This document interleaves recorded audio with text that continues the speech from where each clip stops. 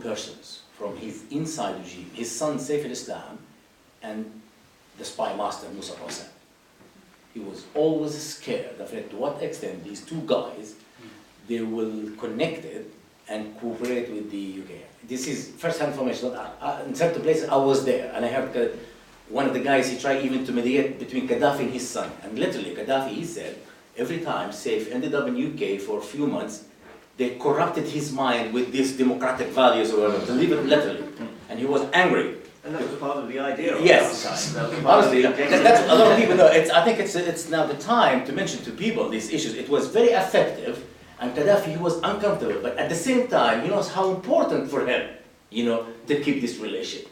I told you, it's with his son, including with Musa Qasim, the spy master. He was very scared from that relation, but at the same time, he had to accept that and to let it go. Just one thing, at the same time, I know there's few files which is like kind of embarrassing here in UK regarding human rights, but related to terrorism. But at the same time, we shouldn't forget, UK provided based on human rights laws, to some people when they theoretically, at least, or from a security perspective, they pose a threat to the national security of the United Kingdom itself. They refused to hand them over to the Colonel Gaddafi's regime. I'm talking about maybe 100 with their families. So we shouldn't forget this as well. Okay, well, sadly, our event this time drawing to a close. I think we can just collate the remaining 3 questions, and then we'll each maybe answer them, sum up for a second, and then we have some drinks where we can socialize and talk about these things more informally. I think I've seen 3 to let you go first. Okay, very quick question. You brought up China. I think the best correlation in Chinese history would be the early Republican era, right before World War II, where there was Qing Falls. The central government was not very strong. They were trying to write constitutions, trying to institute democracy, and what happened was warlordism. And if tribalism and religion is going to be determining the future of Libya, is warlordism a likely but unfortunate possibility in the future? What a great question. Yeah.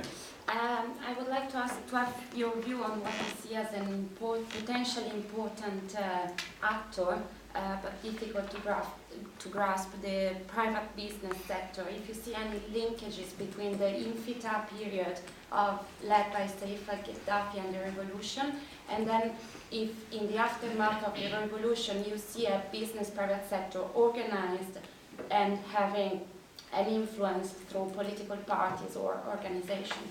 Wow, what a great question. All the great questions saved for the end. And Lucy? I wanted to ask if we could start to think about understanding post-Gaddafi foreign policy coming from Libya, both of the centralized state and of the hugely important non-state actors. The book obviously takes part in the shadow of killing of an ambassador.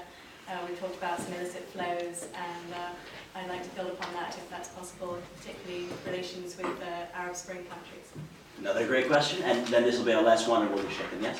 Yes. Thank you for the presentation. This question is more or less about change of continuity in political settlements. And the question I'd like to ask is a very fundamental one. Who is kind of negotiating the actual role or the intent of the state in reference to Libya?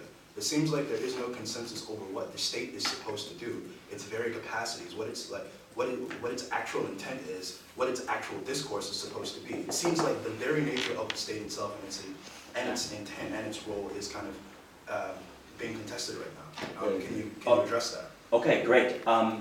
Let's each take, like 90 seconds each, and we'll try to answer whichever one of those you want and sum up, and then we'll get to have our drinks. Do you want to start first? I'd say it's very important that Libya develops an active and thriving private sector. At the moment, the economy is skewed based entirely on oil, with a few merchant families importing and exporting, but no real domestic economy, no private sector.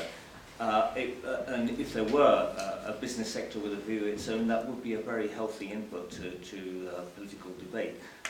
Everybody says there should be one, and they must introduce the framework to encourage it.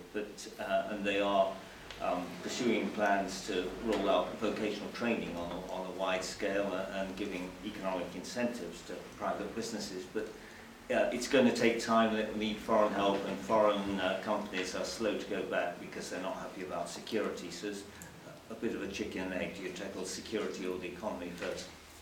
Which one do you want to address? Yeah, in general, I think just to maybe to answer all the questions in one phrase, the main problem in Libya, there's a government, but there's no state. It's as simple as that. There's nothing you can call as a state. The main blocks which is constitute a state, it's not there. I'm certain of this, and I can, challenge anyone if he try to prove or she try to prove me wrong. There is no government, there's one government, there were previous government, and in the future there will be governments, but I still have a lot of doubt, honestly, about rebuilding the state itself, because a lot of people, they don't believe in that. Some people, they believe this is the real threat for them, so they need to keep it like this because they can benefit from that. I think it's going to take minimum, best case scenario, 10 years from now. And to amplify what Noman has said, what if it's not rebuilding the Libyan state, it's building the Libyan state? That Libya is uniquely different from its North African neighbors via what Dirk van der Waal and Lisa Anderson have termed statelessness. Now, to give some quick final answers, and then we can get to our drinks.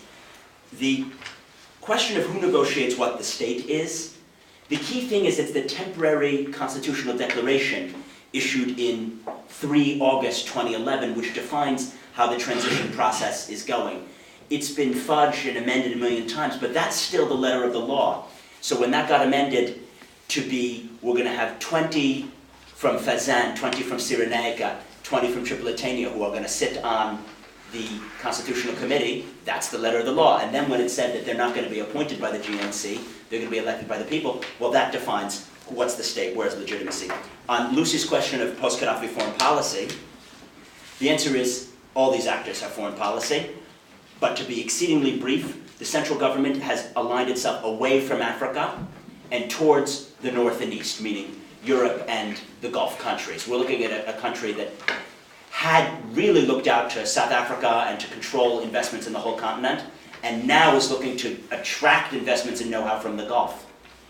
And on the question of the analogy with pre-Mao China, I don't really know enough to bring it up, but I love the way you put it forward. We can explore that. It's been great to have you all here. I hope you buy the book, and you can use your flyer to get a 40% discount, or there are 1 or 2 copies that can come from me. So, pleasure. Can I just say, finally, thanks to the panel, and thanks in particular, Jason, to bringing the academic year to such a very interesting end. So thank you very much.